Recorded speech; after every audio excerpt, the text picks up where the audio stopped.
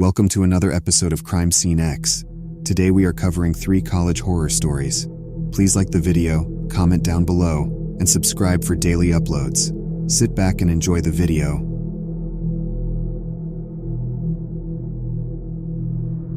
I pressed save on my laptop, finally finishing my grueling semester paper. The library clock showed it was already 2:38 a.m. While my campus was usually safe, there had been a few stalking incidents lately that made the late-night atmosphere a bit tense.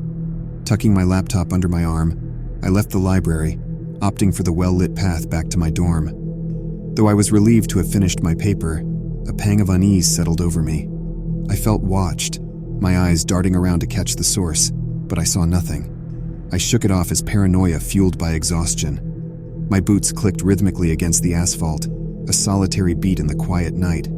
Then, a second set of footsteps joined in. These steps seemed to hasten as mine did. My heart pounded in my chest, but I resisted the urge to look back.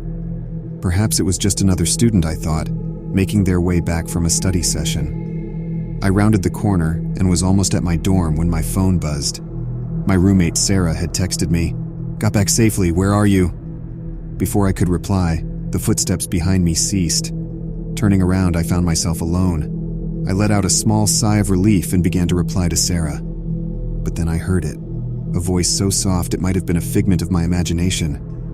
"Nice night, isn't it?" I spun around and there he was, a guy I recognized from my psychology class, standing about 10 feet away from me. I could see latex gloves sticking out from his back pocket, which made me realize he may have bad intentions. "Why are you following me?" I demanded. "I just wanted to make sure you got home safely. Dangerous times, you know." His voice was a poorly veiled mask of concern. "I can take care of myself. You should go." "You sure? I'm just being a good Samaritan." His smile unsettled me. I broke into a sprint, reaching my dorm and locking the door behind me as quickly as I could.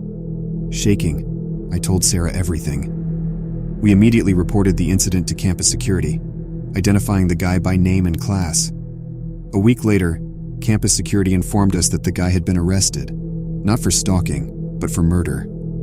Apparently, they found incriminating evidence in his apartment linking him to a missing student case that had remained unsolved for months. The news made my heart drop to the floor, and a wave of horror washed over me. It wasn't just stalking. I'd narrowly escaped something far worse. The once safe bubble of college life had burst for me. I still attended classes, but now with a constant, unsettling reminder that danger didn't always come from where you'd expect. It could be sitting right next to you in psychology class, hiding behind a veneer of normalcy. College was supposed to be an environment for learning and growth, but it had taught me a lesson I'd never wanted to learn: that safety is an illusion, and you never really know who might be lurking in the shadows, waiting for an opportunity to strike.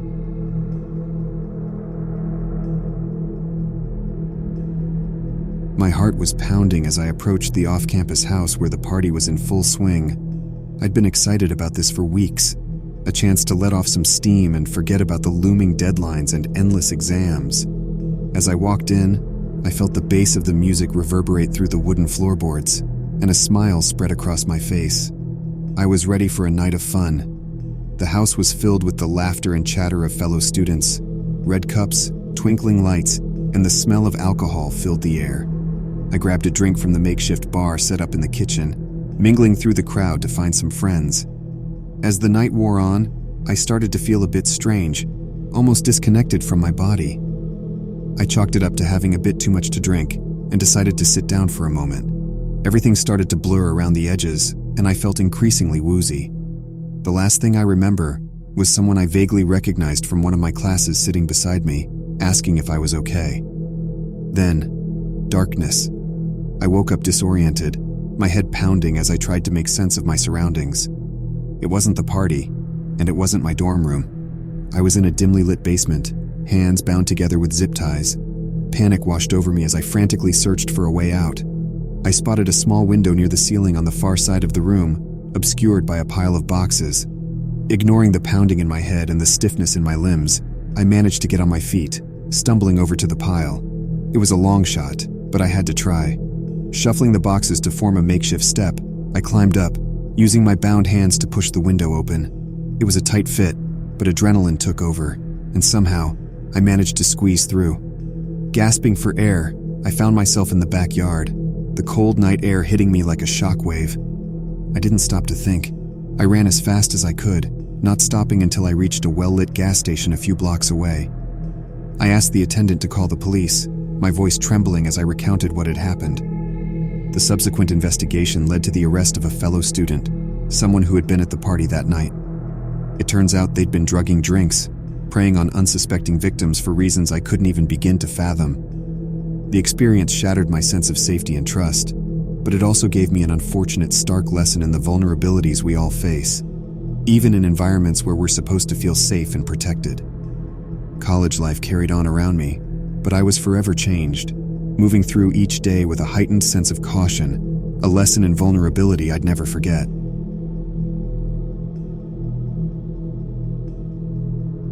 Midterms had drained me, leaving me mentally exhausted and desperate for sleep. I figured I'd get a good night's rest before facing another round of exams. My roommate Lisa decided to pull an all-nighter at the library, so I locked the door and settled into bed. In the middle of the night, I was jolted awake by a soft clicking sound. Disoriented, I sat up and strained my ears. The clicking was coming from the door. Before I could fully comprehend what was happening, the door eased open, and in the dim light filtering in from the hallway, I saw him. Professor Anderson, my sociology teacher, and he was holding a knife. For a moment, I was paralyzed by shock. What was he doing here? But before I could react, he stepped into the room and closed the door behind him. "Don't make any sudden moves," he hissed, brandishing the knife in his hand. "You're going to help me get something very important." My mind raced through a flurry of thoughts. Call for help? No time. Fight him? The knife made that impossible. I was trapped. "Who else knows you're here?" he continued, his eyes narrowing. "Your roommate? Friends?" The door. My eyes darted to it. If I could just get past him, I could run, find help. "I asked you a question," he shouted, raising the knife threateningly. "No one," I stammered. "No one knows." The desperation in my voice must have satisfied him, because he smirked and took a step closer. My heart pounded in my chest. This was my chance. Summoning every ounce of courage I had, I suddenly lunged for the door. His reaction was swift. He lunged at me, knife extended, but his aim was off. The blade sliced through the air, missing me by inches.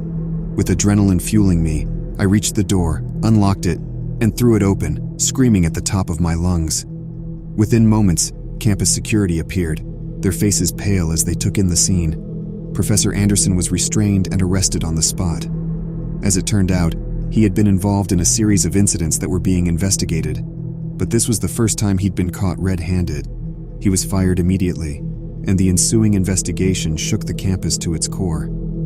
The college community was left grappling with a reality that no one wanted to face, that someone in a position of trust, someone responsible for shaping young minds, could harbor such dark intentions.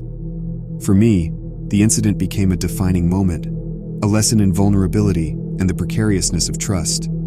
College was supposed to be a sanctuary for learning and growth, but that night revealed it could also be a place where danger lurked, even among those who were supposed to guide and teach us.